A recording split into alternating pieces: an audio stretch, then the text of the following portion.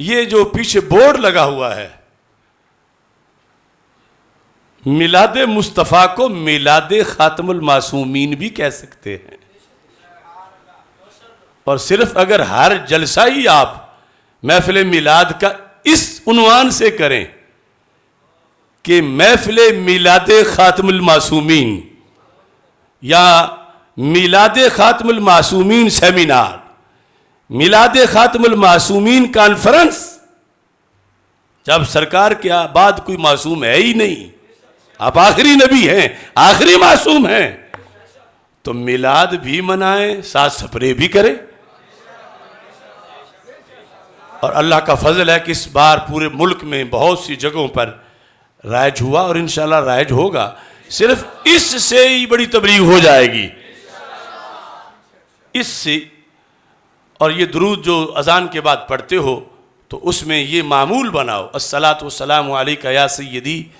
یا خاتم النبیین وعلی آلک واصحابک یا سیدی یا خاتم المعصومین۔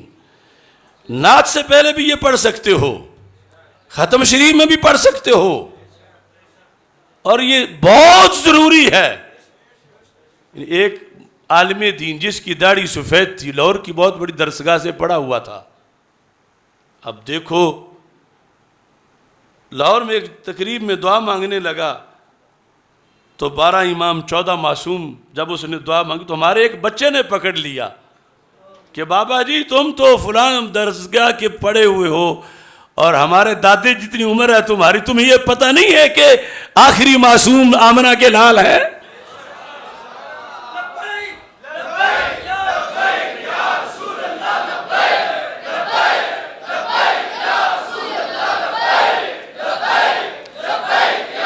اس پر وہ کہنے لگے کہ بات تو تم نے سچی کی، مگر مجھے تو آج تک کسی نے، میرا ذہن اس طرف نہیں گیا کہ میں کیا کہتا ہوں۔ تو کچھ ایسے بھی معذور لوگ ہیں، تو اس بنیاد پر ہر فرد پہ اصلاح لازم ہے کہ وہ اصلاح کرے۔ اور یہ جو آپ کتابوں میں پڑھا سنا کرتے تھے کہ فلاں زمانے میں فلاں اصلاحی تحریک شروع ہوئی اور پھر اس کے یہ نتیجے مرتب ہوئے، تو ہم انہی مجددین کے غلام، خادم، ورکر اور کارکن ہیں، اور انشاءاللہ ویسے ہی اصلاح ہوگی۔ آسماں ہوگا سحر کے نور سے آئینہ پوش، پھر ظلمت رات کی سیما پا ہو جائے گی، پھر دلوں کو یاد آ جائے گا پیغام سجود، پھر جبیں خاک حرم سے آشنا ہو جائے گی، شب گریزہ ہوگی آخر جلوہ خورشید سے، یہ چمن معمور ہوگا نغمہ توحید سے۔